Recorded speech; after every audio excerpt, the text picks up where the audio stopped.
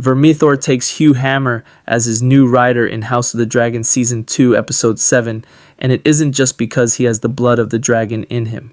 After losing Rhaenys and Meleys, Rhaenyra is desperate to find new riders for the unclaimed dragons on Dragonstone.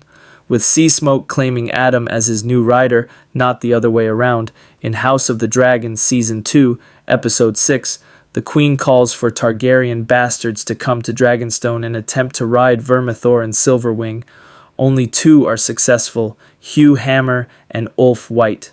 When the first illegitimate Targaryen works up the courage to touch Vermithor, chaos ensues as the dragon blows fire upon numerous dragon seeds.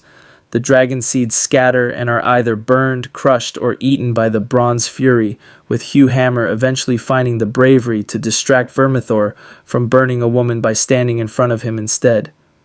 While Hugh stands his ground and prepares for Vermithor to fatally burn him, the bastard grandson of King Jaehaerys Targaryen is surprised when the dragon bends to him. As the episode ends, Hugh Hammer is seen on Vermithor's back as a new member of Rhaenyra's army. The moment he bravely stands in front of the dragon amid the fiery chaos appears to be when Vermithor chose him. Hugh even tempts Vermithor to burn him as he screams, "Come on!"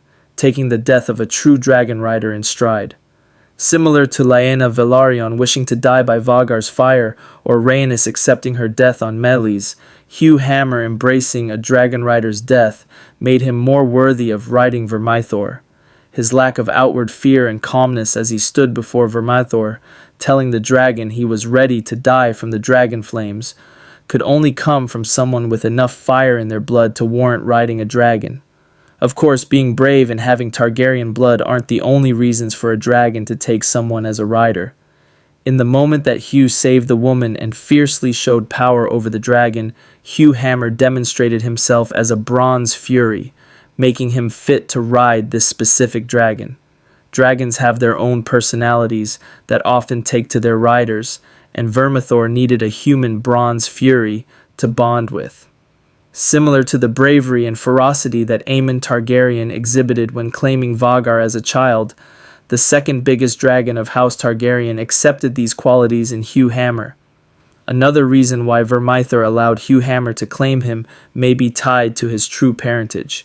If Hugh Hammer's claim about his Targaryen ancestry is right, then he's directly related to Vermithor's last rider, King Jaehaerys Targaryen. In House of the Dragon Season 2, Episode 7, Hugh explains to his wife the truth about his mother being a silver-haired woman and the sibling of Baelon Targaryen, making Hugh the grandson of King Jaehaerys. While Hugh doesn't explicitly state who his mother is, there are some clues that she could be an extremely important member of this generation in House Targaryen's family tree. Hugh tells his wife that his mother worked in a pleasure house and was granted more freedom than others due to what she was, and because rich men would pay more to sleep with a woman with silver hair. The King's Landing blacksmith Hugh elaborates that his mother used to tell him that he was no different to her brother's boys, Viserys and Daemon. This means that Hugh's mother is either the sister or half-sister of Viserys and Daemon's father Baelon Targaryen, which also makes her either the trueborn or bastard daughter of King Jaehaerys Targaryen. King Jaehaerys and Queen Alysanne had 13 children, with one of their daughters, Saera, being notorious for her promiscuous exploits in King's Landing. Fire and Blood reveals that Saera flees King's Landing for Lys, works at a pleasure house, and has a few bastard children. It's more likely that Hugh's mother is King Jaehaerys' bastard daughter, but some details suggest that he could actually be a bastard son of Princess Saera Targaryen. If so, Hugh would have thick Valyrian blood running through his veins.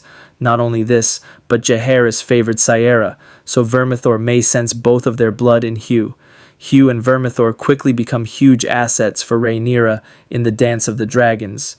With the strength of the second largest living dragon, Vermithor, Seasmoke, Silverwing, Syrax, and Caraxes, Queen Rhaenyra Targaryen takes King's Landing from the Greens in Fire and Blood. Unless the Battle of the Gullet comes first, the fall of King's Landing appears to be the next big event set up for Team Black's Dragonriders.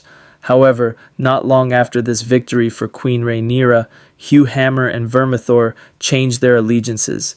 In the First Battle of Tumbleton, Ulf White, Silverwing, Hugh Hammer, and Vermithor betray Rhaenyra by turning on Team Black's own forces in battle.